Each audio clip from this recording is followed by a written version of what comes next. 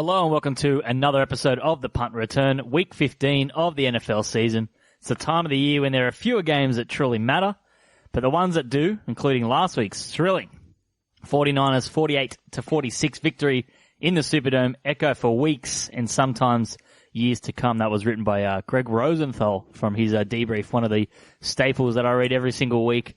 But week 15 of the Punt Return, boys, James, Nick, they join me always. How are we doing, Nick? Good, mate. That was game of the year by a long way. That was unbelievable. Easy game of the year. James, do you agree? Do you echo? Oh, it was unbelievable and sort of could set the tone for future franchise building. It was wonderful. Feels like the Saints are involved in a lot of the games of the year. I mean, early on it was their game against the Texans in week 1. That was kind of a good start to the year. And yeah, there's just the way they play. And I think Scott Kazmar, the old Football Outsiders that tweets a lot about sort of game-winning drives and comeback victories. Poor Drew Brees, I think he's had about 21 times now where he's put his team in front in the final 2 minutes and has lost games. I think that's now 10 more than the next person, which was Peyton Manning. So yeah, it's hard to win games when you do everything you can, but there's always other facets involved, such as coaching, defense, special teams, etc. What's amazing is that if that's right, that's 21 games that he's put his team in front in the last 2 minutes. That on its own is incredible. Let alone that those games are the ones that he's lost. I mean, and some of those are playoff games and things, and you change a few narratives. If you have 3 or 4 rings, we could be talking about Drew Brees as the greatest of all time. Absolutely. It's a fickle old game, this. Speaking of, rings, the Patriots involved in another cheating scandal. I just want some quick thoughts from both of you. Feels like these happen every 4 years or so. Yeah, it's been a while, so we were due. That's all I'm going to say. Yeah. James? On to Cincinnati. Okay. We're on to Cincinnati. Yeah, well, literally they were. They were actually on to Cincinnati before. Well, Cincinnati were on to them, really. They caught on. The truth is, it's just unsettling. I want to believe, like we've spoken about a few times on this podcast, I want to believe the fairy tale that is the New England Patriots, that it's all about brains and hard work and diligence and all of this, but then this stuff keeps popping up. Yeah. We're talking about the Bengals. Yeah. Like what? Anyway. But when you really look at a team that's been so strong for 2 decades and we see so many teams crumble and fold in 3 or 4 years, it makes you wonder. It really does. It does seem crazy. If these are the things that they're getting caught for, yeah, exactly. I want to read Bill Belichick's memoirs, in 20 years and find out what they did that they weren't caught for. His will reads, "Burn my memoirs when I die." That's what his will read. He doesn't care. But anyway. But I tell you what, God, it makes some good narrative, doesn't it? Like this story pops up and it provides lots of laughs, lots of intrigue at the same time. Like it's just fantastic. Yeah, well, I was going to get my tinfoil hat out and thought maybe they wanted to get caught here because I think backs to the walls here during the whole Deflategate thing, they made it about them and everyone doubted them and ended up winning the Super Bowl that season. So maybe this is the start. This is the rocket to stick to fire them up. So maybe they wanted to get caught. Maybe. Bill Belichick's out here playing 4D checkers when every other coach is playing chess. So we'll wait and see. But whatever it takes to get results. And speaking of results, week 14, hit and miss. It was a strange old week. Some great games, just not great results for the show. But we're still well ahead. And lock of the week, we had a scare there. Derrick Henry missed 2 quarters, but the lock of the week still lobbed. Funnily enough, he had 100-plus rushing yards. He ended up on 103, which obviously meant, Nick, that one of your long shots. Wait, did you have one of your plays was 120-plus yards, wasn't it? 119-plus, yeah. So you can only imagine if he played a few more minutes, but... man, if he played another few quarters, and even like late in the game, the last couple of drives, they brought in Deion Lewis to close out the game. I mean, normally that's when he's, bread and butter, where he just... Yeah, exactly. Busts off 10, 15-yard runs to close out the game. But we had 10-4-1 locks of the week. Long shots, George Kittle didn't get my 100 yards that I thought. In a game that had nearly 100 points, you think George Kittle would get 100 yards. Unfortunately, he did not, but he did make the play of the game. Absolute beast. So, I don't even care about that. I ain't even mad, George Kittle. I just tipped my hat to him. And Nick, you had your long shot also was involving the Niners. Yeah, it was. I had the unders. I was pretty strong on the unders in that game, and that was halftime. That was one of the weirdest bets versus reality that I think I've ever been involved in, because there was no way that I envisaged that sort of scoreline. But again, you're not even crazy. Mad. Like you lost that straight away. Yeah, you don't sweat it. It's done. You just take the L and move on. That happened a couple of years ago. We and I were big on Rams 49ers unders, and it was a Thursday night football game, and I think it ended up, being around the same score, and I think it was 47-45 or something like that. And it was just foolish, but you just can't help but laugh. And James, collect your tickets, mate. We kind of chatted about the Titans AFC price, $41 you took last week, into 20s, even 17s at some places. So, that's pretty good long shot, pretty good, futures price taking from you. Yeah, futures is there to sort of pick off those bigger prices and trade around them when possible. And it's now the choice is for people who did take that, hold or maybe sell out for some profit, or it's up to you there. But I guess it's mapping where Tennessee can go from here, which we'll touch on a bit later. And you and I talked about it, last week, where they rank in the AFC. You could make the case that they're better than the Pats at the moment, just the way that they're playing. They're a more complete team just because their offense is firing, and their defense has been competitive all year. The defense comes and plays every single week. Plus that other aspect of like that Nick touched on last week with the Ravens and their sort of susceptibility to the run, that kind of matchup could suit Tennessee as well. So stranger things have happened. We're talking about that in pro sports. They're playing their best football at the right time of the year, this really strong ground game. But you guys have got some great points on Tennessee later as well. So and the Chiefs, about how much they've improved. Chiefs are really susceptible to the run as well. So the two bigger contenders, that's their main weakness, is a major strength of the Titans. Plus, the Titans always like to beat the Chiefs in playoffs. So back in the Malarkey days, they were even doing it. So they did. And it cost him his job as well. Exactly. Best bets 1 and 2 for me last week. It's kind of funny. My numbers, I'm sticking to them because they've been profitable all year, but I'm struggling to approach or get a good read on teams that are out of playoff contention. Because if you can look at all those teams that are pretty much out of it, and there's just so much different levels of intensity. Like the Broncos and Bucks are playing really hard, whereas the Jaguars and Lions are probably not. So it's hard to weigh up motivation and all that sort of thing. So I'm finding it hard to judge that and see where I go this week. So I'm going to take a little bit more of a careful approach in week 15 here, and see how that pays off. But Cincy plus 8.5 is the only lone win for me. I'm 23, 17 and 2 on the year. Nick, I think you had a similar week. Yeah, similar 1 and 2 for mine as well. Miami plus 5 covered. Baltimore, Buffalo didn't quite hit the total. I think it was over 43, landed a couple short. And Derrick Henry, as we mentioned before, item 109, he landed on 103. So yep, yeah, it is what it is. James again, the only winner out of the bunch, 2-0-1. Yeah, it was a good week. Tennessee winning, KC winning, Tampa, they pushed against Indy. But I think I also had San Francisco as well. I was keen on them against New Orleans last week, and they had the cover regardless of that result at the end when, they hit the winning field goal. So it was a good week, yeah. Yeah.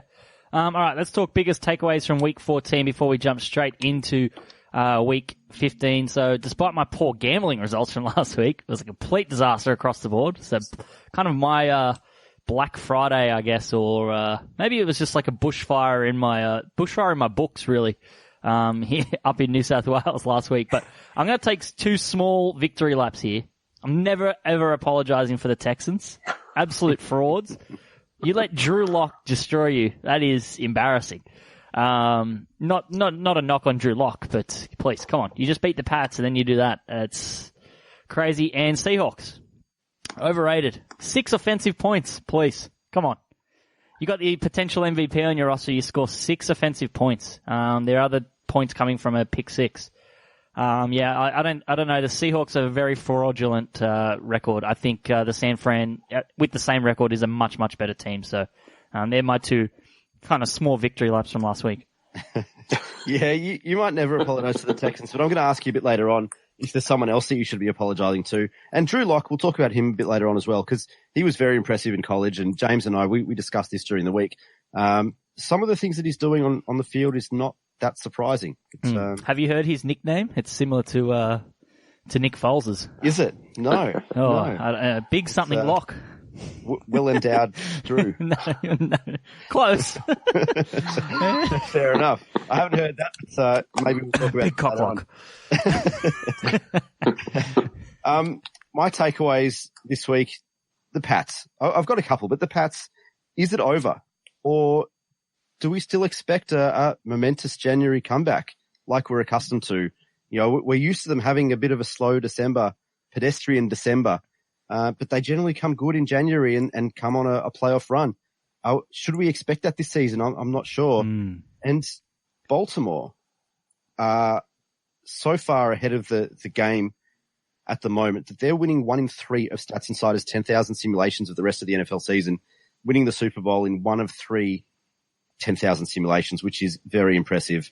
The Pats have dropped to 5th in overall projections, which is also massive. Yeah, the Ravens are at 38.5% in the Football Outsiders to win the Super Bowl as well. So, crazy. Yeah, it is nuts how well in front of the pack they are. But when it gets to playoffs, I mean, anything can happen. Yeah, I don't think the Pats played particularly well against the Chiefs. They just got lucky with that D Ford thing last. Yeah, I think it comes down to, like we've said a few times with the Titans. I mean, so much of this is going to come down to matchups and player matchups and roster matchups that, you know, anything can happen. Yep. My takeout was the San Francisco 49ers. I thought that was the definitive NFC performance of the season. We've been crying out for an NFC team to separate themselves. We've often been saying, you know, what about Seattle, Green Bay, or New Orleans? This was the one. This was the performance that put them over, winning 48-46 at the Superdome, down 13 halfway through the second quarter as well. That, which is absolutely huge. Jimmy G answering so many questions. We saw how sort of multifaceted that attack is. It's not just the ground game, which had sort of concerned me a lot of this year with San Francisco. So they answered every question thrown their way. Should be able to clinch home field from here as well. But I guess it will all come down to that Week 17 matchup against Seattle in order to do that. But massive performance and now justifiable. So I think they're at $2.80 to win the NFC from here, which seems reasonable to me. It was a massive win. Yeah, definitely. Any final thoughts, boys, before we get straight into Week 15? Josh, Cleveland beat Baltimore in Week 3. So Seattle are allowed to have a one bad performance where they put 6 points up. And I'm going to ask that about the 49ers later. When is their bad game happening? Because they've been pretty competitive in every single game they've played this year. So. Except Seattle. Yeah, but they lost that in overtime. Like, that wasn't a bad game. Like, 10-point zip. Yeah. Blown at home as well. Yeah, I guess. Anyway. But, like, where's their stink fest? You know, like, where's their double-digit loss to a Browns team? You know, where is that? I mean, they were pretty bad in Week 1 against the Bucs. I mean, Jimmy G was horrific, but their defense won them that game with Winston throwing, like, 4 pick sixes. So, well, Cardinals nearly knocked them off at home a few weeks ago. They've just snuck out wins. Yeah. Maybe they have. Maybe they'll be hoping that Stinkfest doesn't happen in Week 17. That's all. Yeah, exactly. Oh, he won't.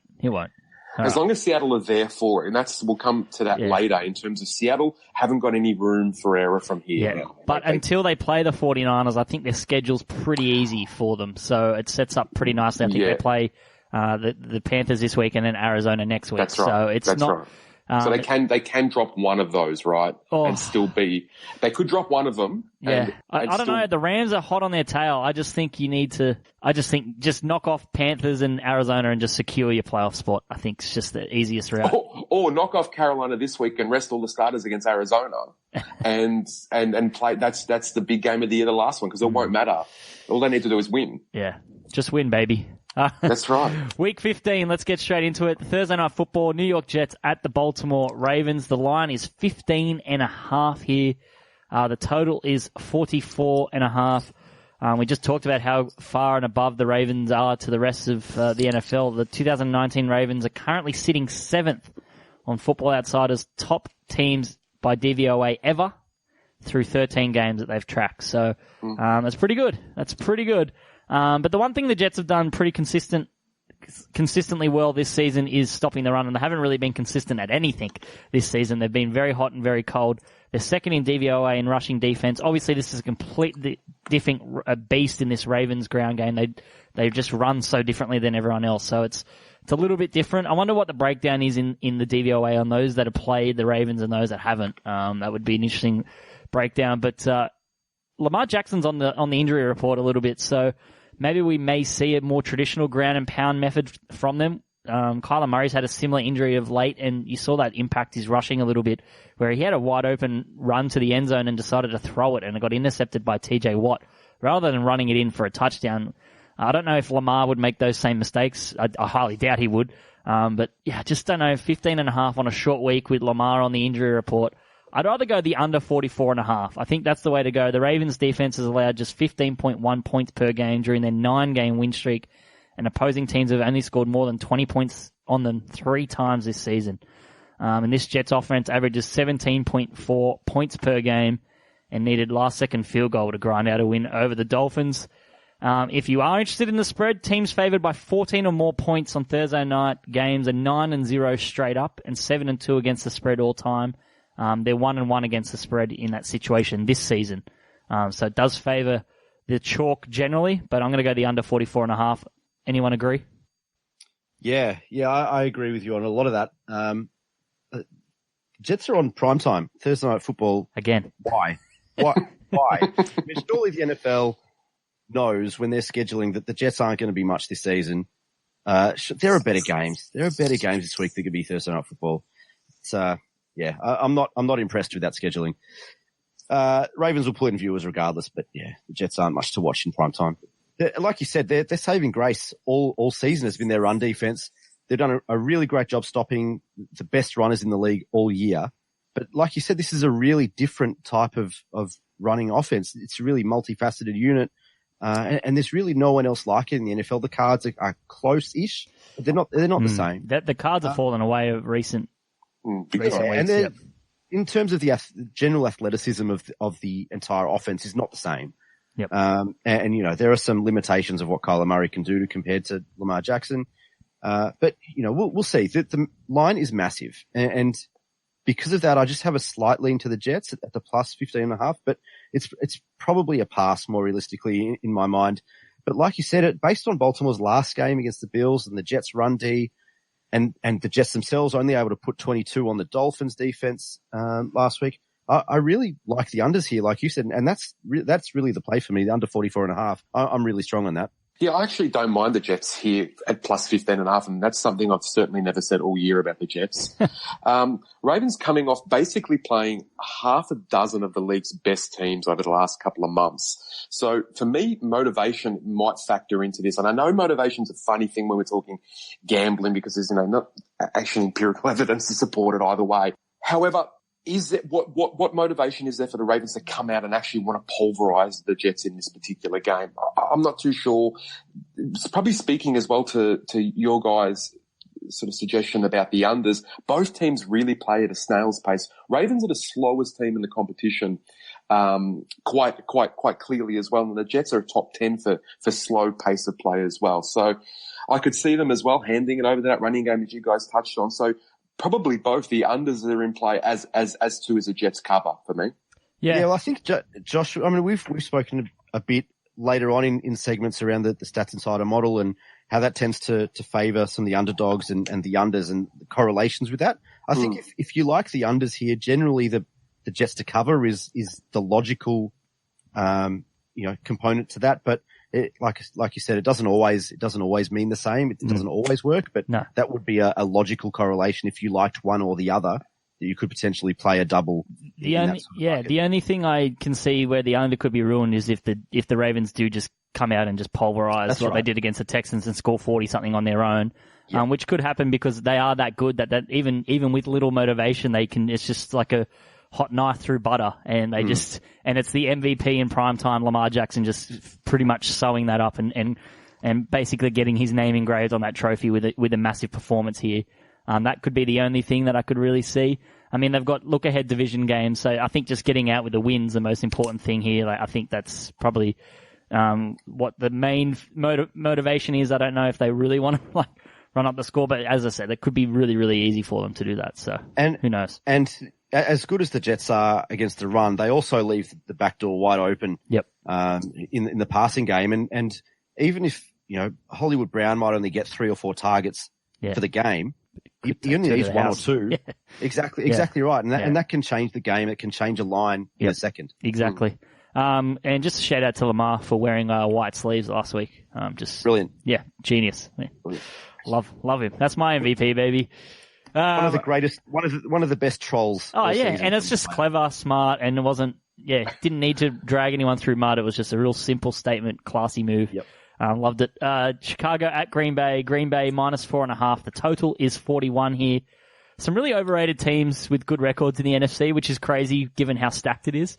But I don't know. The Packers are definitely one of those for me. There's nothing I really see out of them that I get like super excited about. There's nothing. They're just been terribly consistent on offense like all season. If there's one thing that have been consistent, it's being inconsistent really. They dropped 31 against the Giants, and then Aaron Rodgers were held to 195 yards through the air, and the Packers only scored 20 points. They've scored 20 points or less for the third time in their last 5 games. 195 yards against the Redskins. Come on. Like, what's going on there? I know they ran the ball really well, but they only scored 20 points. Trubisky had his best game of the season last week, and I think a lot of that had to do with his rushing. He's a much better runner of the ball than he is a thrower of the ball.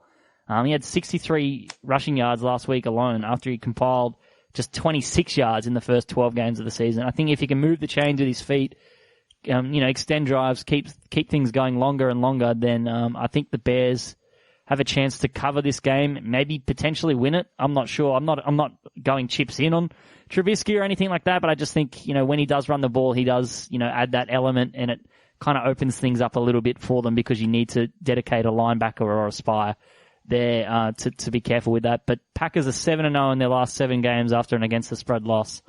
The Bears are 2-9 straight up in their last 11 at Lambeau, so it's a pass from me. What are your thoughts, James? You have to go back to week 4, 2017 to find the last time that the Bears went 2 straight weeks without a turnover. Now, they went without a turnover last week when they beat the Cowboys. And it's rare that this Bears team can win without the defense producing anything, which is testament to the form of Trubisky, which is definitely the best we've seen him look all year by a long way. Montgomery looked good, pounding the ball, rookie running back, and Robinson's an elite receiver. So all those things come together, and I think, well, +4.5 against the Packers team, who, I'm skeptical of as well. I think they're a playoff team, but only 2 of Green Bay's 10 wins this season have been against teams headed for the playoffs. The other 8 have been against absolute stiffs. So the Bears, for me, is somewhere in between being a playoff team and a stiff. So I don't know if they can actually win it, but definitely +4.5. I don't mind that at all for the Bears.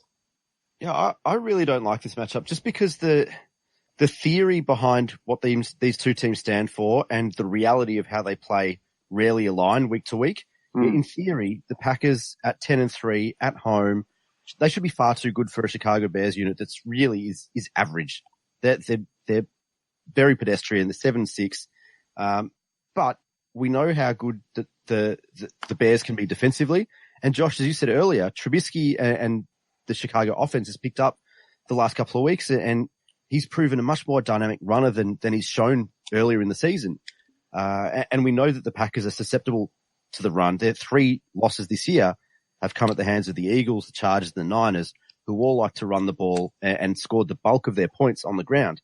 This game is a pass for me, but I'd have a small lean to the Bears. If this comes out to the +5 or higher, which it might at Lambeau, knowing that kind of the trends of bettors in Packers games at Lambeau, that might come out, in which case I might have a little play on the Bears at the plus. Yeah, okay. Kind of a funny game for the Packers. They need to kind of get a good, as James said, they need to get a good win on the board just to and this wouldn't be it. And this wouldn't be it. That's the thing. So yeah, they have to get a linger all year with them. Yep. Denver at Kansas City. Kansas City 10-point favorites at home. Total is 46.5. Could the Broncos finally have a future at quarterback? Could Big Cock Lock be it? I don't know. It's too early to call, but Lock made some massive improvements on his pro debut. So his second game was last week. Massive improvements. His first game, he had a great first quarter, and then he kind of just hung in the Gabbett zone with checkdowns and dump-offs. But then last week, he threw down the field with confidence. It was a really great, fun game to watch, actually. especially against the Texans. But I think he'll have a much tougher time here against an underrated Kansas City defense. The Texans' defense is horrendous. They're awful, which kind of makes the Patriots look even worse now, given how much they struggled. But the Chiefs were one of the worst passing defenses in the NFL last year, but they find themselves 6th in DVOA this year at it. So they don't have to rely on Mahomes every week, which is quite a scary prospect heading into the playoffs if you're another AFC team, is that the Chiefs are rounding out nicely into this more complete team that we've seen from last year. But the Broncos, they have strong starts. That's become a trend for them lately. They've held a halftime lead in 5 of their last 6 games and 8 of their last 10. They've also playing really hard down the stretch for their first-year head coach, Vic Fangio. They've covered 5 of their last 6 outings and have allowed 20 points or less in 4 of those games. There's also some doubt, not doubt, but there was some injury concerns about Pat Mahomes' hand. For me, that's a pass. Maybe my long shot might be like a halftime, full-time double here. Broncos lead at halftime. The Chiefs to come on home in the second half. I think you can get like $7 or $8 there. That might be a little specky play instead rather than taking anything in the line or total in this game. Because I'm a little bit unsure about Mahomes' hand, but I really like the way the Chiefs are. But I also really like the way that Broncos are playing hard despite being, one of the teams that are out of running, but they're still playing hard for their coach and playing hard and putting some impressive. They've got some good, young, impressive players. Yeah, James, you and I talked about Drew Lock a bit during the week in the office here. Kind of mentioned that he seems to be a little bit underrated at the moment just because it's taken him a while to kind of get in the game. But he was a really highly coveted quarterback out of Missouri. Over 4 years in college, he had over 12,000 passing yards, 99 touchdowns in the air. So it's not really surprised that he's showing that he can throw the ball down the field, at a high level. Josh, as you said, that first quarter in his first game, they kind of gave him the confidence to throw the ball. When they had a big lead at quarter time and early in the second quarter, they kind of reined it back, and I think he struggled playing a much more conservative type of offensive game. But last week, he really showed what he can do over 4 quarters, and props to Rich Scangarello, the Broncos offensive coordinator, for calling plays to Lock's strengths. I really think that he can have a pretty good career in the NFL. This game has a potential to be a bit of a wake-up call, though. As you said, the Chiefs are quietly very good against the pass and much improved from last season. They're 6th in DVOA against passing offense. I think the Chiefs win, especially at Arrowhead. I think they're the better team. 10 points is a bit too much for me, so I'm going to pass. But what do you reckon, James? Yeah, and just on Drew Lock, they weren't hollow numbers at Mizzou. That was in the SEC as well. So, and for a long time during that year, I think particularly in his junior year, he was said to be a top five pick the whole way through. And I think his senior year was down on production, which probably threw him out a bit. But yeah, really, really highly coveted quarterback. For me, this game, really hard one to pick. Broncos D, as we said, has really stepped up, as to his Lock, obviously, to get them home last week. And they remain ATS gladiators. I think they're about 8-5 on the season against the spread.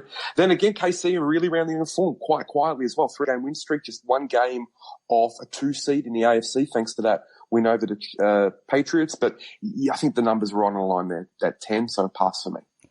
Okay, let's move on to Houston at Tennessee. They're going to play each other twice over the next 3 weeks, which will ultimately decide the division, really. But Tennessee are going to be 3-point favorites at home here. The total is 50.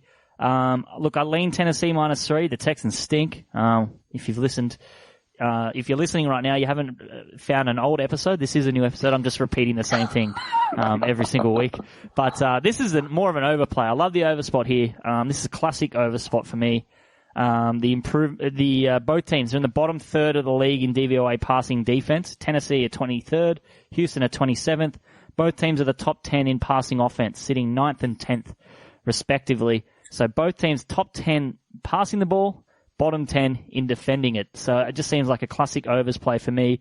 And the part of the reason is this improved play from the quarterback position. So the Titans' offensive DVOA was -18%, 29th in weeks 1 to 6 with Mariota, and they're sitting at 27.8%, second behind the Ravens since week 7 in terms of the splits with and without Mariota. So you're looking at a very highly explosive offense, second to Baltimore since Ryan Tannehill. That's a genuinely incredible stat, that one. I know there's going to be some regression from Tannehill. We know it's coming. Like, he can't keep playing this good.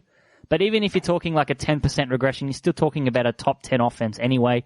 You can't be playing like this. I think he's locked up comeback player of the year. I don't know what he's technically come back from.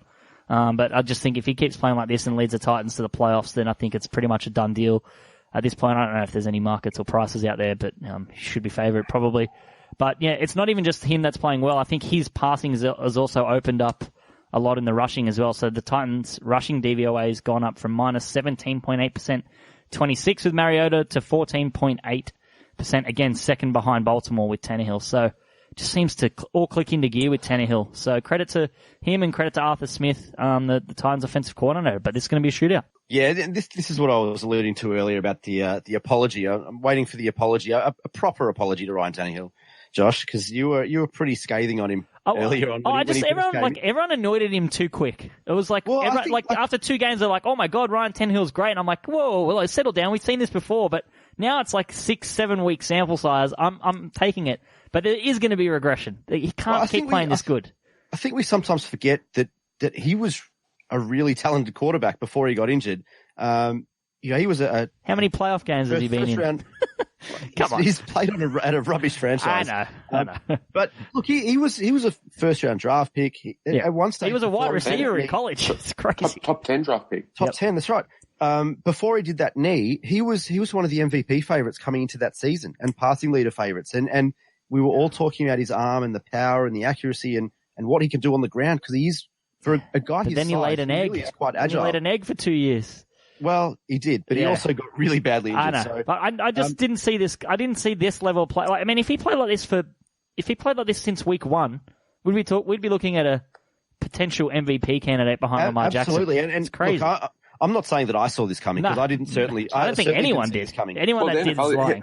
He's on $1 million a year. I mean, that's probably speaks to. He's just earned himself about $30 million in franchise tag. I think they already did the extension as well. They're in talks apparently. So okay. I mean, cash in now before the regression comes, Tenny. I mean, I think it also talks to Derrick Henry again, and I've been banging on about Derrick Henry for a number of weeks now, and what he does towards the end of seasons compared to the first half. I mean, you talked about, but weeks 1 to 6, Derrick Henry averaged 69 yards per game. He only had one game of 100 plus yards, and that was of 100 exactly. He had 4 touchdowns in those 6 weeks. Since week 7, he's averaging 118 yards per game. 4 straight games of over 100 rushing yards, and some of those are like 150, 180 rushing yards with 9 touchdowns on the ground. He is having a phenomenal season, and most of it's come in the last kind of 7 weeks. I really like the overs here too. Like you said, both defenses get shredded through the air. If you're keen on the big score, go and get this before that line, that total line goes out to 51 or more. That's a key number, 51. It's a massive number in NFL totals. So if you like it to be high scoring, get it before it hits 51. Yep. I don't actually have the stats in front of me in terms of, but I did hear along the lines of Tannehill operating out of pass action, play action this year is something like 90% accuracy, and most of the touchdowns have come out of that. So to be able to, we've spoken about this before as well, to be able to operate and execute play action effectively opens up so much for your offense. And obviously that was something like, whether it was they didn't fear Mariota doing that, which is odd because of his mobility, because technically, I mean, Tannehill's like 6'5", he's a big guy. Yeah. It shouldn't speak to him being such a threat on the ground, and as you said, all of that opens up for Derrick Henry as well, which is amazing. Tennessee, if they were to win that division, guys would probably get the number 4 seed and potentially host Buffalo in the wild card game, bringing up memories of the Music City Miracle, which for me is one of my earliest NFL memories. Yep. I remember it like it was yesterday.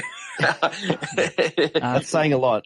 Well, what was probably 1997, 1998. I was 7 years old. I was 32 at this stage. I feel like it, to be honest, at times. Yeah. But no, really happy with Tennessee in the direction they're going. And I would probably even, when we were talking about before the sell or hold, I'd probably double down at that Tennessee at 21 and take a little bit more, to be honest. Here he is. Yeah, no. That's fair. I just think I'm not saying they'll win it, but they're really the kind of team that's built. And from a market perspective, this they kind of defy the market because this is not a sexy team. There's nothing sexy about Tennessee at all. Oh. And it's easy to just dismiss them and forget about who they are and what kind of threat they pose when it's a really well-built team. Kevin Clark of The Ringer was saying this week that the Tennessee GM, former Patriots guy, should be linked for front office executive of the year. And, the way he's built that team, there could be an argument for that. Yeah. But it's an AFC South showdown, and I'm contractually obliged to not get involved in such a game. So and if they do win, then that 21, after being 40 a week ago, that 21 probably comes down to 15. Yep. Could even go lower. Look, they're one of the teams that could go on a run. It wouldn't shock you. Yeah. It'd be about 11 or 13 if they win this week and get control of the AFC South. And just by the way, on that comeback player of the year, I reckon Dalvin Cook might have an argument about all right. That's being locked up with Tannehill anyway. But that's a fair call. And just on them not being sexy, I mean, Ryan Tannehill is a good-looking rooster. I mean, and his wife. Well, this is what I was going to say. I didn't want to touch it before, but Tannehill stunk something up with me earlier in his career. Correct me if I'm wrong, but a large amount of assault weapons were found in his car. Nah, I don't know if that's right. Guys, Google this up, and when you get a chance at home on the Googling machines. Yeah, really, it was Tannehill's car, and there were about 7 rifles in the back seat, and and it was one of those situations. Oh no, it's fine to have them. Just 6 of them. Oh, it was his wife. His wife left. His wife left an AR-15 rifle in the back seat. Well, since that incident, no wonder he comes out all guns blazing. Jeez. Yeah, just it really sort of. I feel like his hit on Maurice Hurst outdoes all of that. I mean, that tackle he laid out on a 300-pound defensive lineman was textbook. I mean, that was a thing of beauty. Anyway, let's move on. Assault weapons in the backseat of your car. Yeah. God. I mean, where else are you going to put them? In the front? Come on, mate. I'm kidding. Miami at the New York Giants. Giants minus 3.5. Totals 46.5. We will not spend more than 2 minutes on this game. All I'll say is this. Eli Manning's career record is 116 wins, 117 losses, 0 draws. A win here would have him at exactly .500 for when Daniel Jones returns from injury, potentially. I'm not sure what Eli's plans are next season, but he should retire. But it would be very poetic for Eli Manning to retire on the exact definition of mediocrity. That's my only thought on this game. So Giants by 3 because I kind of like Miami plus 3.5, but I'm going to pull out. I think this hinges on Devontae Parker. I mean, he missed the second half of last week, and it showed for Miami. If he plays, Miami plus 3.5. If he doesn't, then no, not touching it. Guys, guns ahead. Gettleman, Shermer, they back next year? Is this Tannehill's gun? This is a pretend water pistol. Yeah, no, I think Gettleman stays and Riverboat Ron rekindles that relationship. That was my thought. Yeah, good call. Like it. Yep. Although, Riverboat Ron, just up in New York where the rivers are flowing. I actually hadn't heard that, and that does make sense. Yep. Tampa Bay minus 3.5 at Detroit. Totals 47.5. This is a pass for me, but my numbers really, really like Detroit. And I touched on this at the start. As I said earlier, I find it really hard to judge motivation of these teams out of contention and what they want for the last few weeks. But like Tampa Bay last week, I still don't know how to judge these wins. But since 1940, teams with 3 wins, 618 losses, and 1 draw, so .006 when they allowed 35 points, turned the ball over 4 times, had between 0 and 1 takeaways. And Tampa Bay won doing those things against the Colts in Week 14. Jameis had his most Jameis game of all time. He had 457 yards, 4 touchdowns, 3 interceptions, including 2 pick sixes.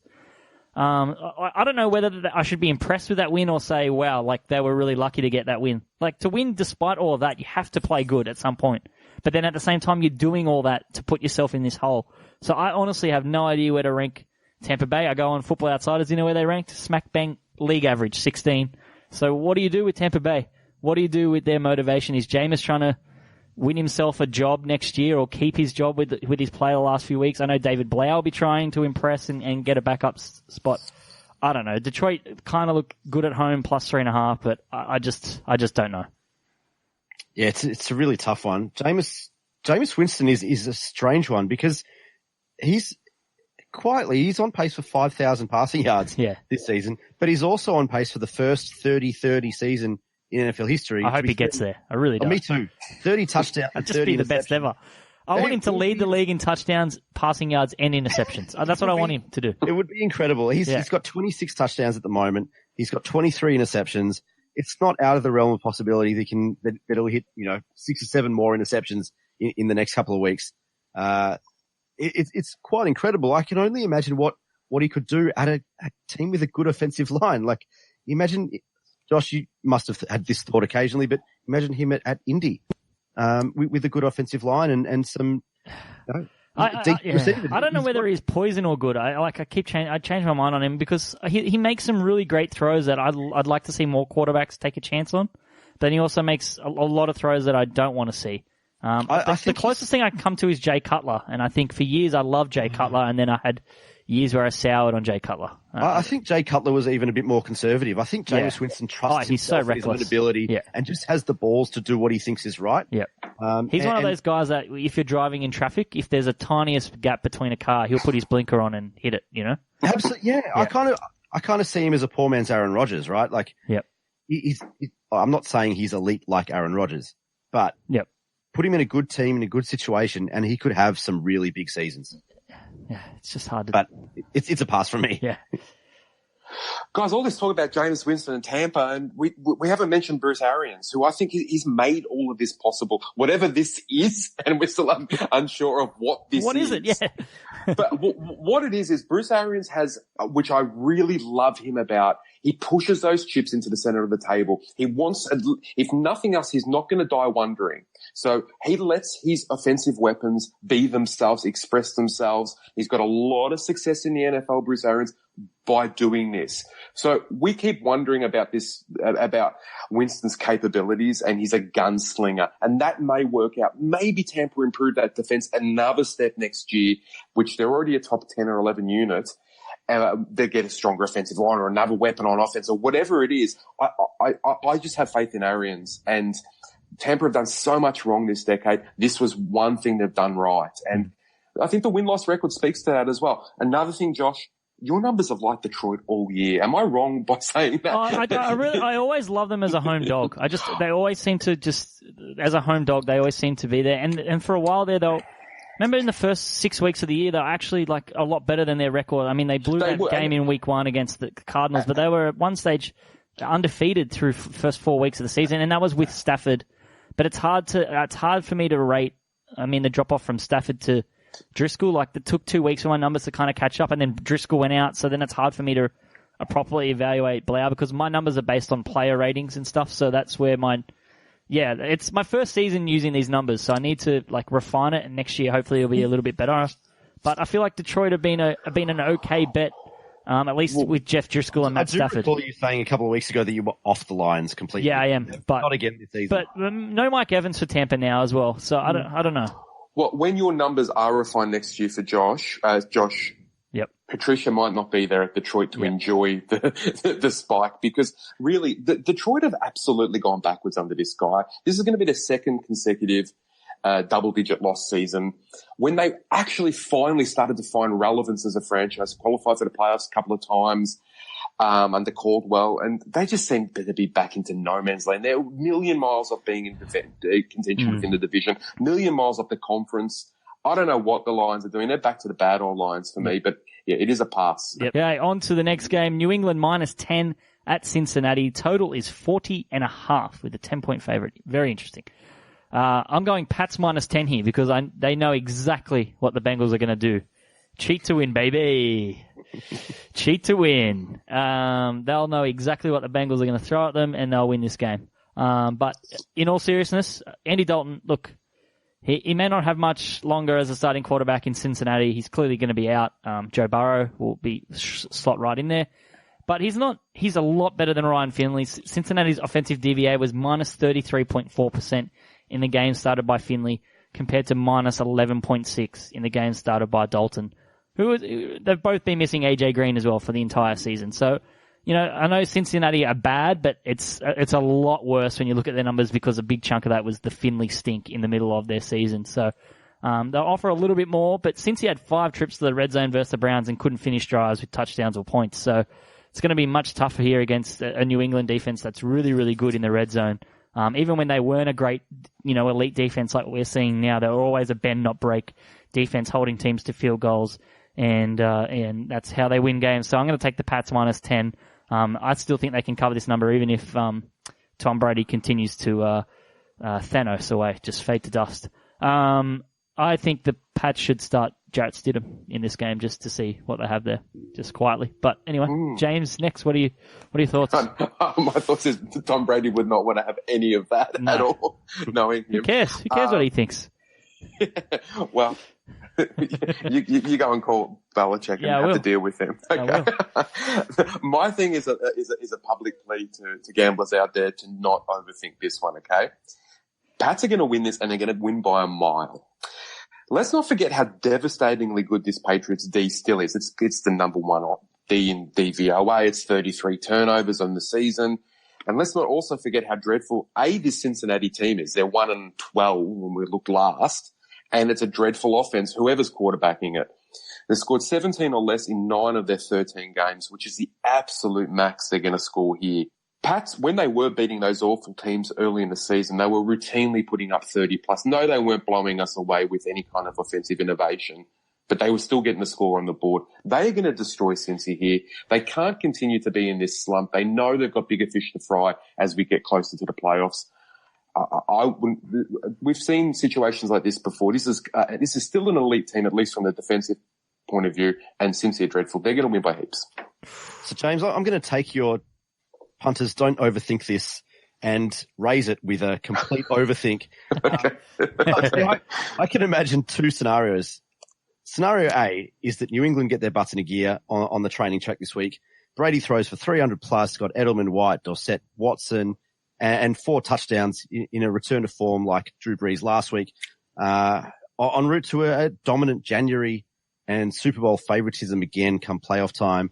And scenario B is that the Bengals win, a la the upset December Patriot defense defeats that we've come to recognize over the last few years, en route to a Patriots dominant January and playoff run. I'm not ready to write the Pats off just yet. Their 3 losses have come to very good offensive franchises with mobile, agile quarterbacks. Cincinnati obviously don't have that. Hey, but the 10-point line, this 10-point line for a team that offensively have not been very good at all, is just too much for me to play with at this point, and so I'm going to pass. But that's my argument. You probably don't have to worry about the Patriots offense here because they might pitch a shutout, the Pats against Cincinnati. They only need 10 points to cover. That's, you know what I mean? That's where I'm coming from, just in terms of our love for the Pats D. It's either take the Pats minus 10 or the Bengals money line based off your scenarios, Nick. Pretty much. Yep. Pretty much. Or scenario C, just don't touch it. Yeah. But Nick as well, just back to Nick, when you had scenario A, which was a cool scenario, Edelman, White, Dorsett, Watson, it doesn't blow you away. Edelman, yes, legend, obviously, but God, this Patriots offensive weapon core is nothing to write home about. 150 plus yards for Edelman, 850. Just something to monitor. I'm versing him in a fantasy league against my arch nemesis. He's going to go for 150. And guys, I don't mind that at all because I think it's going to get to the point where Brady is going to absolutely throw the toys out of the cot and just say, it's all Edelman, because he's already sort of pissed off with the rest of the franchise that they haven't bought him weapons. He wanted Brown, I'm sure he lobbied for Sanu. They're all letting him down. The only guy he can rely on is his Super Bowl MVP. Yeah, I do find it funny that he's throwing his toys out of the cot this year because he's playing terribly. But when he was playing good in this system with no names, he was saying, I can win with anyone. You can't have it both ways. You can't, mate. I just love how he tries to bend the narrative in his favor every time. We're never going to get a reasonable conversation regarding Tom Brady with the Colts fanatic and who's still burnt by the Peyton Manning years. Yeah, fine. If I ever see Mike Vanderjet, I'm going to hit him with my car. So does Peyton Manning. Yeah, he definitely will. Yeah. Me and Peyton together. Let's go, baby. Yeah.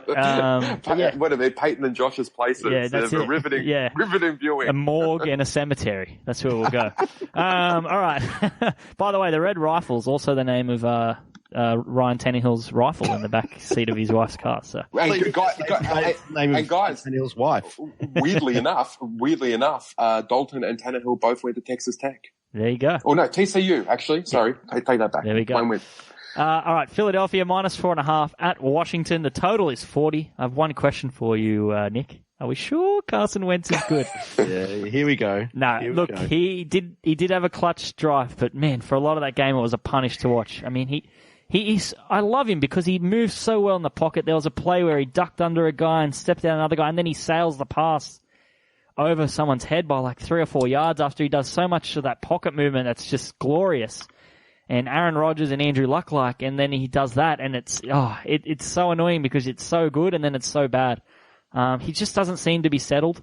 But even with that above question, I'm still taking Philly here, -4.5. Haskins is taking sacks at a crazy high rate. It's so high. 14%, which is double the league average. You're playing against a Philly defense that's 5th in sack percentage over the last month. Does not bode well for him. Darius Geis is out. The Redskins literally going to have a one-cut or one-dimensional rushing attack with AP against the top 10 rushing defense in Philly. The way to attack Philly is through the air. I don't know if Haskins and the Redskins can do that as good as F1 is, Terry McLaren. I don't see it coming. So I think I keep coming back to this. Philly are just too good of a roster to not get this right.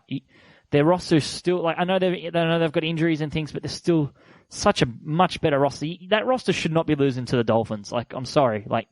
It's just too good to not. They need to get it right sooner or later. I think this is the game they get it right and cover the spread. I've been saying that for 6 weeks, so I'm just going to keep writing it and then eventually claim the win. Honest question, would you take him at Indy? Oh, of course. But, absolutely. But I picked Wentz to win MVP this year, and I'm people are still overrating him a little bit. I think we just need to, including myself, temper expectations a little bit. Maybe I've gone a bit too far. But it's not been a good year for him. I'll say that. It hasn't. But he's also been hamstrung by a lot of other factors with the franchise. Yeah, I mean, early on in the season, it was a lot of weapon-related issues and pass catchings and drops and all sorts of stuff. And it's even more so now when you look at the players that he's got available. But regardless, he had two clutch drives last week, an 85-yard game-tying drive with 2 minutes to go in regular time, and then a 75-yard game-winning drive in overtime. And look, it's the Giants, I know. Yep. But his weapons in that second half was a rookie and a practice squad wide receiver who probably should be playing shooting guard for the Reading Rockets, under 17 basketball team. Yep. And playing in a 3 tight end set on offense. Yeah. How often is that going to happen? It's crazy. But, as well as a practice squad, running back taking over because there was just nothing else. Yep. It wasn't a pretty win, and I know it's the Giants, and it wasn't much to write home about, but it was a much needed and required win. And I hope that it's one of those wins that is that line in the sand and provides a lot of that confidence back with the playoff run back in the hands of the players. Win out and they make postseason. Lose and it's out of your hands, depending on what Dallas does. And there are a lot of question marks about them too. Backs against the wall. Eagles should win this and win well. I'm expecting a really strong Wentz showing. Hopefully they bring out the underdog masks and use that spirit they played with through the 2017 Super Bowl run. Because that's what they need to do. But they're 4.5 point favorites. They're not underdogs. Well, yeah, but they're still underdogs in a lot of people's eyes. Yep. In terms of the NFC East, they're still underdogs. Yep. Because people are still all over Dallas, and they probably shouldn't be. Massive trust issues for me with both these teams, so an absolute pass. But maybe Philly need a different spirit animal. Maybe. Maybe they need a Minshew at quarterback. Nah. Okay. Pass from everyone except for me, basically. There we go. All right. Seattle -6 at Carolina. Total is 48.5. The Carolina drowning continues without their riverboat Ron. Panthers, they need to return to their early season form and feed McCaffrey after being near the top of the NFL in rushing yards for most of the seasons. Now failed to top 70 yards now in 4 consecutive games, while also failing to record a touchdown in 3 of his last 4 contests as well. And this is their 5th straight loss to the Panthers. They've been outscored 66-27 over their last 7 quarters. That's bleak times. I'm leaning Seattle -6 here just because of the bounce back factor and how bad they were last week. As James said atop the show, the Ravens did lose to the Browns, and then they've just gone on their complete demolition run after that. So maybe that was kind of the loss some teams need sometimes, just a little kick up the backside to kickstart things. But the -6 comes with some warning. I mean, how many teams have Seattle blown out this year? That's my question. The average point of margin is just 1.5, which is 13th in the NFL, sandwiched between the Chargers, who are ahead of them at plus 2.9, and the Steelers at plus 1.3. So it's not a strong margin of victory across the NFL in terms of their points scored and against. Definitely think their record's a little bit overrated, but Carolina are like tumbling down. I think they're in the DVOA like ratings sandwich between Jacksonville and the Jets. That's a disgusting sandwich. Yeah, talking about that, the kind of bounce back factor that you mentioned, I think Seattle are going to be out for blood. They're going to be baying for blood. They are going to be pissed after last week. Panthers are just the team to face at this moment. I can imagine kind of Pete Carroll spending all week with kind of cheeks blown out, face red, just yelling all week, just yelling. And I think they win this, and I think they win this easily. Seattle -6. I'm expecting a big Chris Carson game. The Panthers are 32nd ranked run defense in the NFL. Rashad Penny out for the season means Carson gets his snap count back up. I think this is going to be a big one for Chris Carson. The danger game for Seattle in terms of a loss, and all of a sudden a whole range of things are in danger for Seattle, not just the NFC West and winning the division, but even falling out of the playoffs altogether. If they were to lose next week against Arizona, San Francisco, last game of the year, Rams could leapfrog them and they could absolutely find themselves on the outside looking in come playoffs. So just got to get it done, Seattle here. And thankfully they're playing a Panther team who is in, as you guys said, absolutely abysmal form. But Panthers can cover. It's only 6. So, and as you said, Seattle are addicted to close games. Yep. Just a public apology to Rashad Penny on my behalf, just given how bad I was last week. I backed him for over 1.5 receptions at $1.90, and he tore his ACL on his first catch. So, my apologies to Rashad Penny. That was solely my luck last week. That's a bad day. They did try to get him out there for you, Josh, to get that cover, and yeah, he bravely. Yeah, poor Penny. All right, Cleveland -2.5 on the road at Arizona. The total is 48. Despite having PTSD from my last 2 Cardinals bets, betting against the Browns this season's been incredibly profitable for me. But I just don't know if I can pick the Cardinals. My numbers like the Cardinals again this week. I don't know if it's whether I like the Cardinals or I'm just really cold on the Browns. Their wins haven't been impressive to me. They've been ugly and gross and incredibly lucky. I mean, the Bengals had 5 trips to the red zone and just couldn't get over the hump there. But remember when the Cardinals were 3-3-1 and sneaky, hovering around 500? They've been 0-6 straight up since then. They played the 49ers hard twice and got everyone excited about their offense, and then they've been in a tailspin every week since that. Kyler Murray's been on the injury report every week, and I mentioned that interception he threw before. He just doesn't look right. So this is one where I'm monitoring the injury report. If he's on it like tomorrow and over the weekend, then I'm going to back away. But I think if Kyler Murray's off it and the reports are that he's healthy and looking a little bit better, then I'm going to take Arizona +2.5 here at home. I don't think Cleveland should be favored on the road. I just don't know what's going on in Cleveland. There's a lot of noise this week. Baker Mayfield talking about training staff. OBJ apparently wants out. There's just a lot of noise around there, and it's like I think the offseason can't come quick enough for the Browns. Yeah, I want nothing in this game, but I'm going back a bit to the Jarvis Landry well. He's Baker Mayfield's go-to guy. OBJ is banged up, doesn't want to be there. Regardless, he'll be shadowed by Patrick Peterson. You know, I like the 6+ receptions at $1.80, $1.85, depending on what you can find, but also a little bit of a nibble. If you agree with me and think that this could be a massive Jarvis Landry game, 10+ reception at $12 is a bit juicy. Maybe a little nibble might be worth it. Yeah, might be a good play there, Nick. Similar. This game actually reminds me of the Colts-Bucks game last week in terms of neither team are going to go to the playoffs, so yet they're both in drastically different form. Cleveland are in season best form. It mightn't be tantalizingly phenomenal, but they have won 4 of their last 5. Arizona clearly in their worst form. They've created to become the league's 28th ranked defense at the moment. 6-game losing streak, as Josh said. 3 of those losses by double digits as well. Chubb's in spectacular season form at the moment. I think it's up to 1,300 yards on the ground and 7 touchdowns. What that's enabled Browns to do is get into the likes of Landry. One day OBJ will wake up as well. We've got, I think all those signs point to Cleveland to cover and win this game. Yeah. I don't know if it is OBJ's fault. I think it's more Mayfield's fault. I don't know. Just seems, I don't know if it is OBJ. I see both of those issues, whether it's OBJ or whether it's Baker. Yep. what needs to happen is, I think the worst thing is that they actually are winning Cleveland. They need to be losing so they can justify getting Freddie Kitchens out of there. They need an He's gone regardless. He's gone regardless. I don't know. Yeah. Like, they need an adult in there. It's as simple as that. They really do. Yep. Like, or else they're just going to waste another era of a good team. Yep. Because, we've discussed before, there's talent there. So whether it's Mike McCarthy or someone like that who's going to come in. That's gross.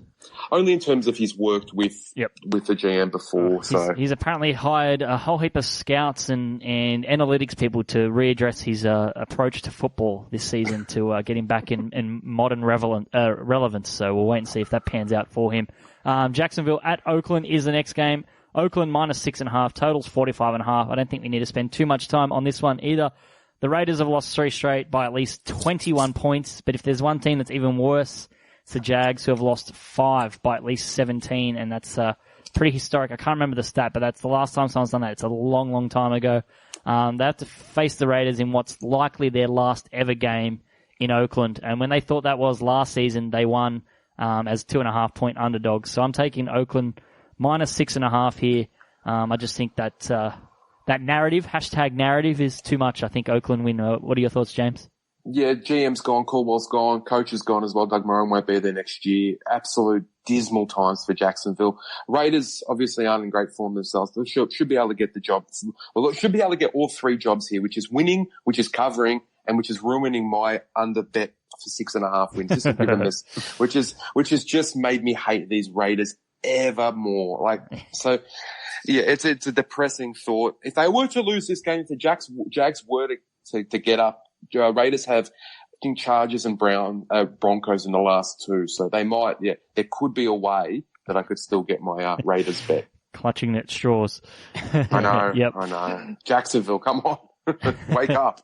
Yeah, look, the Jags are in disarray, of, as you both said. The Raiders are trash, as I've been saying all year, except for a 2-week period where I should have kept saying it. This is a dumpster fire of a game. It's an absolute pass for me. Dumpster fire stadium as well. All right. I don't want to watch it, let alone bet on it. Minnesota minus 2.5 at the Chargers. The total is 44.5. Some sneaky game of the week for me, this one. I like the over 44.5. The Chargers are coming off their best offensive effort of the year. They put up 45 points against Jacksonville, and Austin Eckler had over 200 combined yards. He averaged 18 yards a touch last week, Austin Eckler. I think he's the best receiving back in football. Kamara move over, McCaffrey move over, all aboard Eckler. Melvin Gordon had a touchdown in the 5th straight game with at least 80 yards as well. So they're just, thunder and lightning through these teams. And, after that outbreak, Los Angeles is now 5th in passing, 9th in overall offense in the league. 4 of Minnesota's last 5 games have gone over in their last 4 road games combined. The scores have been 72, 49, 52, and 67. Their defense is a little bit overrated. They're a bit leaky in the secondary. Xavier Rhodes, the roads are wide open. The Vikings offense is 10th in the league in yards per game and 4th in rushing yards. Both teams are capable of going up and down the field.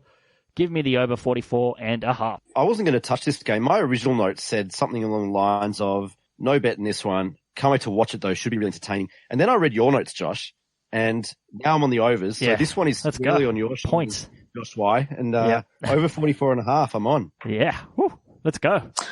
I actually really, really like the Vikings line at 2.5. I thought it would be more around the 5.5 range, to be honest. This is a team that's got playoff in mind, maybe even an NFC Championship game to prepare for down the track against a team who we don't know what state they're going to be in the off season.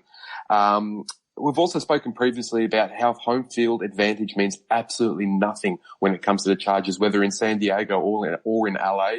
They're 6-11 as a home dog since 2012. Only 4 teams have performed worse in that situation. I think last week's pummeling of the Jags has made people forget how actually terrible the Chargers have been this season. So, LA have committed multiple turnovers in 7 of 13 games this season. Vikings have forced multiple turnovers in half of their games as well. Mini was still with heaps to play for, Chargers with nothing to play for. Vikings for me. Okay, Atlanta at San Fran. San Fran minus 11. Total is 46.5. This is a pass for me. It's an absolutely terrible spot for the 49ers. Coming off intense games against the Ravens and the Saints, where they both played great in both. But looking ahead to key divisional matchups against the Rams and Seattle in the next 2 weeks, the Falcons' 3 outright wins since their bye have come by a combined 63 points. There were a pair of defeats, but one came against New Orleans, who we just saw against the 49ers play very, very well. The 49ers have not covered in their last 4 games against sub-500 foes. So, yeah, the Falcons lost Calvin Ridley and Desmond Trufant to injury, but the 49ers, several key injuries from that game. Dee Ford, Weston Rickberg, and Richard Sherman will not be playing in this game. I said this at the top of the show. When's the bad 49ers game coming? I think this might be it. We could see maybe a field goal game here against the Falcons, maybe, but this line could be a little bit inflated. Maybe it should be a little bit more because the Falcons had that massive win over the Cardinals. It's a totally different level of competition. Not Cardinals, the Panthers. It's a totally different level of competition, so who knows, but I'm going to pass on this.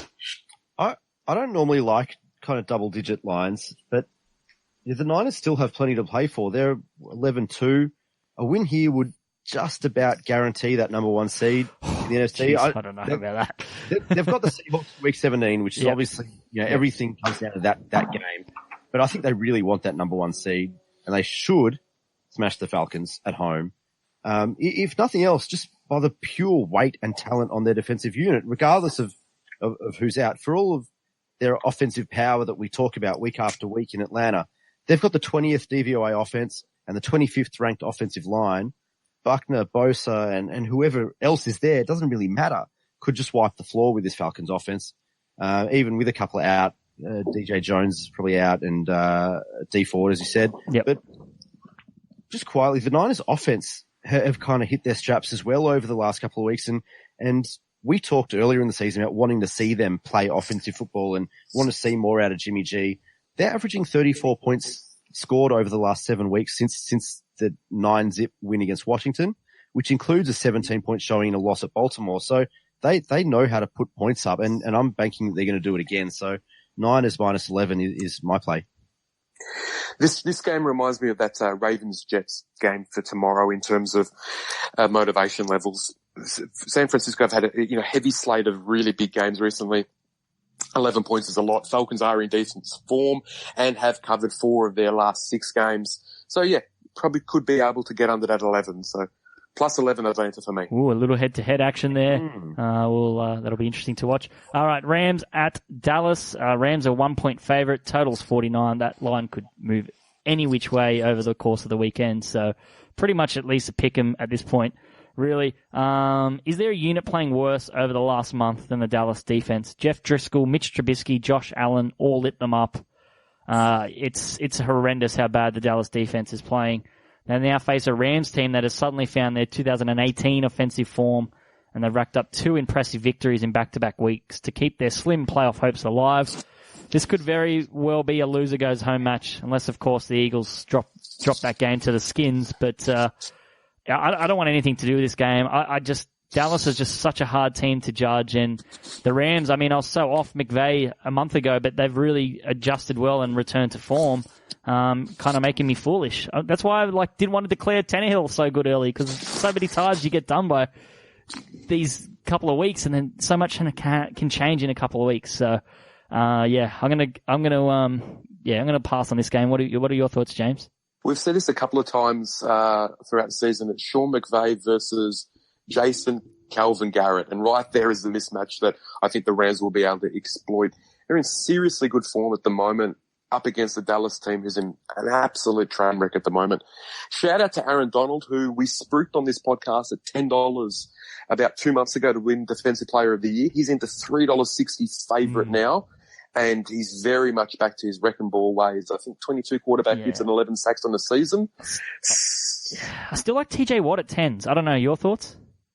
Oh, yeah, happy to put him in the market. Happy to put him in my book. But that's the beauty of futures. You can you can build in and play away. Yeah, absolutely. So Rams also alive for a playoff spot and in much better nick than Dallas, and especially on defense, where if we take out that Rams game when they gave up, 45 to the Ravens. They haven't given up more than 20 in 7 other matches. Crazy. So when we think about that, for a second. So I know we've given a lot of stick to the Rams, but it's not a bad team. They're 8-5 for a reason. and back in playoff contention. Good franchises can withstand that, and I think the Rams have proven that. Yep, just shows how good the Ravens really are as well. Jeez. Yeah, absolutely. Yeah, I mean, you're both right. I mean, a month ago, no one would have been betting against Dallas at home against the Rams, who were horribly underperforming. All of a sudden, that script has flipped, and the Rams are back on track. The Cowboys perilously close to missing the playoffs altogether. They've lost 4 of their last 5. It's a pass for me, but I'm leaning Rams -1, but yeah, it's a pass. Okay, let's move on to Buffalo at Pittsburgh. Pittsburgh -1.5 is the line. The total is an amazingly high 37 points in this game. Pittsburgh's DVOA this year in games started by Devlin Hodges, which is week 6 and then 13 to 14, is -12.9% compared to -25.7 in games started by Mason Rudolph. So while Devlin still isn't great looking at that number, -12.9%, he isn't killing them either, but it's not enough to really scare teams though. He's a fairly limited quarterback with not a lot of downfield ability. The Steelers only really beat the Browns due to some big plays on special teams from Deontay Johnson. He had the return touchdown and then a big return, set them up in good field position to win that game. As I said, I've mentioned this pick a couple of times. Kyler just run that game in. We're looking at a totally different narrative on the Steelers and the Cardinals this week. It was just such a big turning point in that game. But if you're willing to self-limit your offensive game plan around Devlin Hodges, a good defense like that in Buffalo will make you pay. I mean, they only scored 23 points against Arizona's defense. I just don't know if the Steelers are going to have as much success against Buffalo. I know they're a great defense. The elite Steelers defense thrives on turnovers, but Buffalo's done a pretty good job protecting the ball with just 3 giveaways in their last 8 games. Though it's in danger of being a look-ahead spot for the Bills with the Pats coming up, I think that their coaching staff's too good. I think McDermott's having a good year, and I think the team will get the outright win here on the road. So I like Buffalo +1.5, and I like the money line as well. Nick, what have you got? Like you said, incredibly low line, and I might regret it based on my my attempts at the unders last week with San Fran and the Saints. But the total's the only market I'm interested in this one. I don't know how either team scores points against the other defense.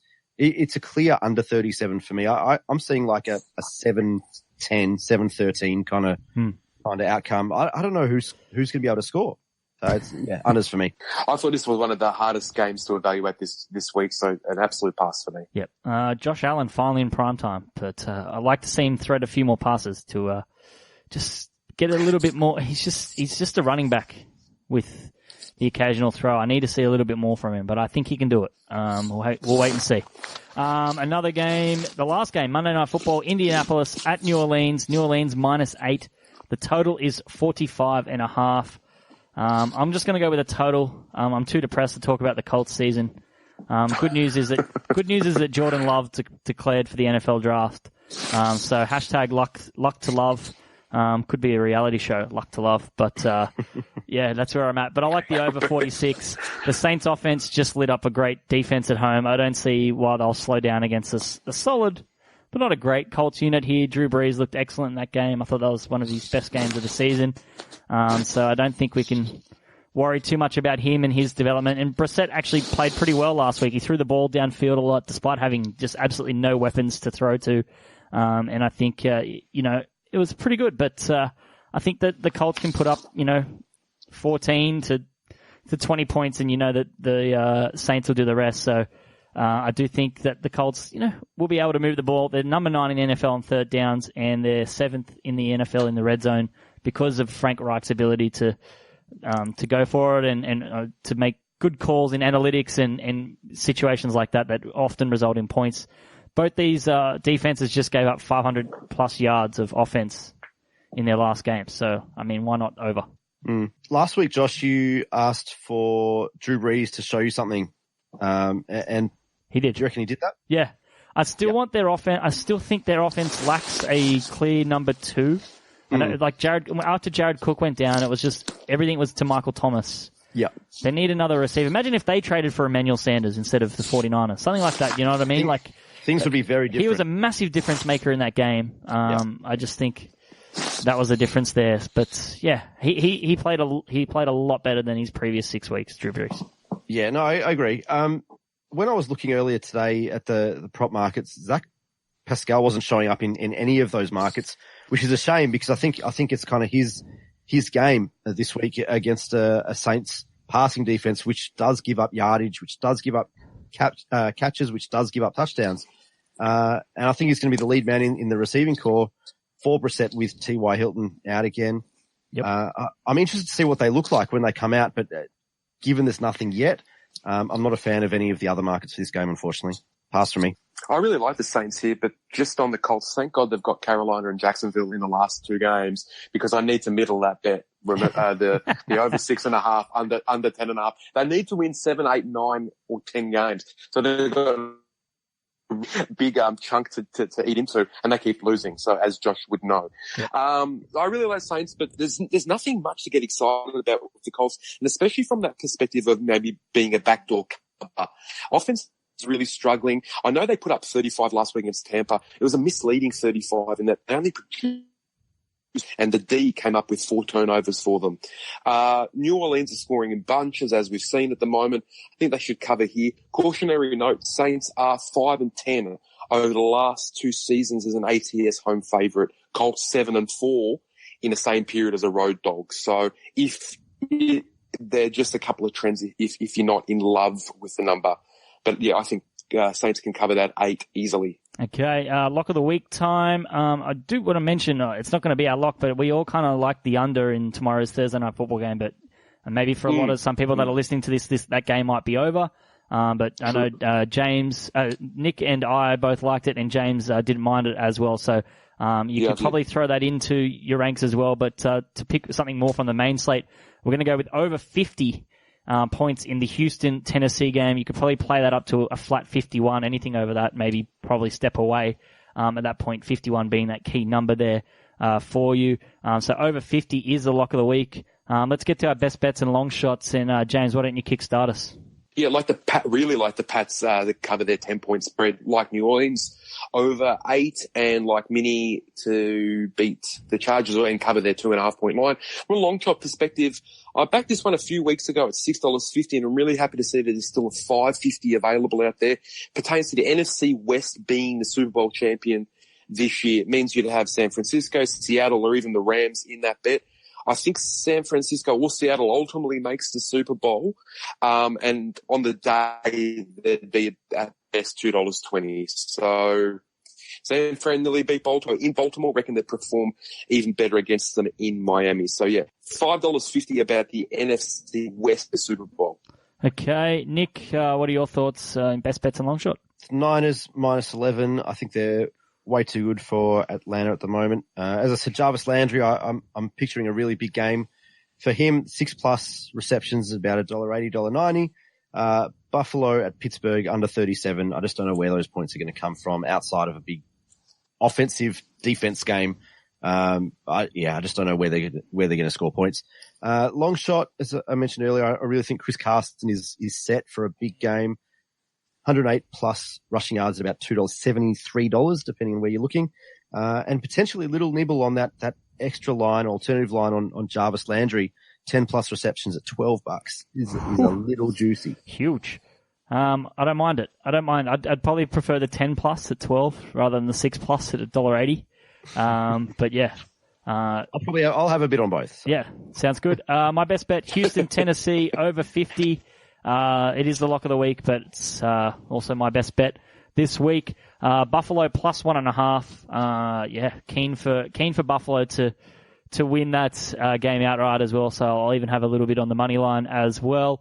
And then I like the total again in Minnesota and the Chargers, the over 44.5. So normally I like it more the unders. This week I'm taking overs. I like over 44.5. My long shot this week, I mentioned it earlier, Broncos halftime, Chiefs full-time double. This is real junky stuff, but I like to play around with the long shots. It's a bit of fun for the show. Well, it was a bit of fun until Nick went on like a 9-win streak, and started recording them down as like, you've only got 3 long shots and I've got 8. It's like, jeez, come on. But yeah, I like the Broncos halftime, Chiefs full-time double at $8.50, and I haven't looked at it, but I like, I'm going to take a couple of players this week to score to score. I like Darius Slayton, Edelman, and I think Devontae Adams find the end zone this week. So a couple of touchdown scorers for you guys to look at when those prices come up. Anything over even money there might be worth it. I think Slayton will be around the $4 mark. I don't think last week was just an anomaly. I think he's generally a good player, so that's worth noting. All right. I apologise for ruining long shots for you. That's okay. No, it's fine. Sorry, not sorry. No, you haven't. You haven't at all. You've made it more fun because it's like I can be a bit more silly because you just keep lobbing them, so everyone's happy either way. Okay, again, Daryl, the mysterious Daryl Data, he's missing. But how did the model go last week, Nick, as the Stats Insider representative? Yeah, pretty good. I mean, there wasn't much, as anyone who listened last week would know. There wasn't much, but 3 and zip on the totals, which was nice. Yep. The Detroit plus 13 was a push. Gotta love the garbage time Golladay touchdown. Beautiful. Exactly. It saved us. It saved my fantasy team. But yeah, no, push on the Detroit game, but 3 and zip on pod totals got us back on track with the totals. It's historically very good on totals and had a couple of kind of lean weeks before, but back on track last week. Okay. This isn't model related, but just made me think, if you're in a fantasy semi-final right now and you've got like a big cash league, right? Would you hedge in your semi-final? So like, say I'm playing against a guy that has some weapons. Would you just back their player overs or touchdown markets just to hedge, emotionally hedge? Because you still might have a chance that you win as well. And it could be a double fill-up. Yeah, it's something that I've tried in other situations, AFL Grand Finals, for example. And it doesn't, when you lose, it just doesn't make you feel better. Even though you've got some cash, it just doesn't make you feel better. So, no, well, I'm definitely doing that in the league this week because, I'm in one. I'm in one, and Derrick Henry, I think, is going to get me over the line, regardless of what happens with Devontae Parker, who kind of killed me in one last week. Yep.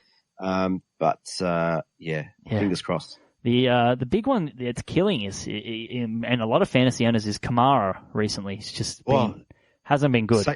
Saquon Barkley killed me in one league. Yeah, hasn't been great. I had the number 2 pick in one league and took Barkley, and that was a killer. Yeah, I mean, Kamara's only scored over 20 in terms of PPR 3 times this season, so it's not Barkley, good returns. Listening to one of the ESPN pods earlier this morning, and Barkley, I think, is running back 36 or something since week 9. Yeah, it's not good. It's not good at all. It's generally 1 or 2 in every draft. Crazy. Anyway, the model doesn't care about fantasy, or it does because you do have the FI model, but this model doesn't. And what's the model like this week in terms of? I know later in the season the number of plays start to drop off, and I've spoken to Daryl off air and on air at length about that. But what is it like this week? Yeah, look, it's one of those things. You know, the books all sharpen up as you get closer. There's a lot more data. The books get a lot sharper as you get closer to the playoffs, and so in our case, where the model's purpose is to find those edges, to find the things that the bookies might have missed, and find a bit of an edge or some value on particular markets is not as large in terms of the opportunity to find those edges. So there aren't as many this week. We've really only got 3 plays on site at the moment, so it'll be worth checking back later on in the weekend, kind of Sunday night, see what's around. But as we speak right now, best bet currently is Denver plus 9.5. It's a 7% orange play. The model likes the unders in the Carolina Seattle game under 48. That's a 3% orange play, and a bit of a long shot. Denver money line. There's a 7% edge on that. The bookies implied probability is about 21%. Stats Insider, the model has them about 28% likely to win that game. So the model likes big cock lock. There we go. Not sure it has that data. I mean, if you put that in there in the notes, the model would like it even more, I imagine. Anyone with a nickname like that. Exactly. I mean, the model loves Ryan Fitzpatrick a lot, so they just love these cult figures in the NFL. So that's great. All right, well that's it. That's it. As we say every week, check out statsinsider.com.au. Check out the model. Check out all the content. James is churning out content. Nick's churning out content. And while we're on that, while he's actually not on the line, I'll give him a bit of a rap. He's written a really good piece about the kind of the 5 main challenges for the Super Bowl. Yep. Based around the Stats Insider model this week. So jump on to statsinsider.com.au and check that out. It's a really good read. Perfect. Very good. Statsinsider.com.au. Also check him out on Twitter @StatsInsider. And then you can follow me on Twitter @WootenY as well.